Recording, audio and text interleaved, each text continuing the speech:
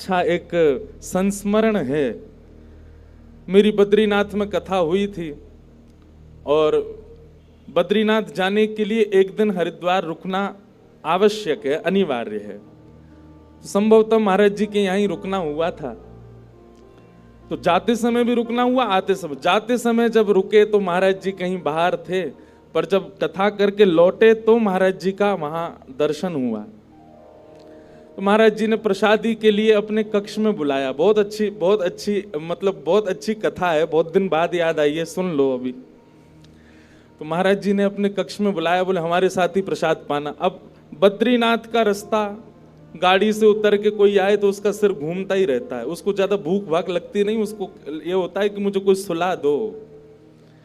लेकिन बद्रीनाथ में पूरे रास्ते में घूमते घूमते घूमते घूमते सिर घूम रहा था। महाराज जी से मैंने कि महाराज जी ज्यादा पाने की इच्छा नहीं। बोले नहीं, ब्रजवासी हमारे यहाँ आए, हम तो चकाचक पवाएंगे। तो पता नहीं हरियाणा में कोई स्थान है वहां इतनी बड़ी जलेबी बनती है।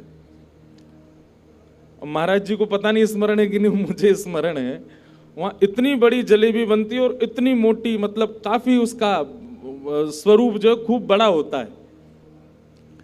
तो महाराज जी मुझको बोले कि हम आपको एक नई डिश खिलाएंगे। मैंने कि खवाओ महाराज जी। तो जलेबी को दूध में औटा करके और पूरी दूध और जलेबी एक ही हो गए, गाढ़ी रबड़ी बन गई। और महाराज जी ने कम से कम 4-5 कटोरी मोकू पवाई दिए। बोले अब प्रेम से आप शयन करो। दाल में छोंक लगा करके पवाया स्वयं महाराज जी ने। तो बड़ा वो आनंद का एक क्षण था महाराज जी के साथ। आज इतने दिन बाद महाराज जी का दर्शन हुआ है। आप श्री को बारंबार प्रणाम है। मानो प्रथम दिन कथा में गंगा मैया भी आ गई। यहाँ जितने संत आवे, जितने वैष्णव जहां से आवे, ऐसा भाव रखना कि उन्हीं के तीर्थी कुर्वन्ति तीर्थानि। श्रीमद् भागवत में ही वर्णन है कि किसी तीर्थ का कोई व्यक्ति जब आता है तो यह समझना चाहिए उसके रूप में तीर्थ ही आया है।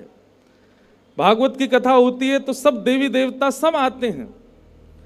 तो आज प्रथम दिन की कथा है और श्रीमद् भागवत की कथा गाने के लिए उत्तम स्थान गंगा जी का तट ही बताया गया है।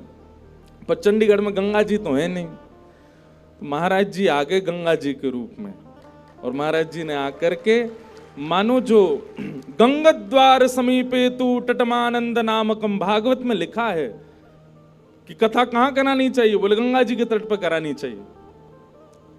तो उस भाव से महाराज जी आकर के मानो गंगा जी का यहां पर उपस्थिति दर्ज करा दी है। ऐसे महापुरुष पधारे हैं। आप दोनों महापुरुषों के चरणों में प्रणाम। और आए हुए हमारे चंडीगढ़ के समस्त वैष्णव भक्त वृंद, ठाकुर जी के प्रेमियों को बहुत बहुत जय श्री कृष्ण। इतनो धीरे मत बोलो, जोड़ते बोलो, जय श्री कृष्ण, जय सिया राम, जय श्रीमन नारायण, जय जय श्री राधे।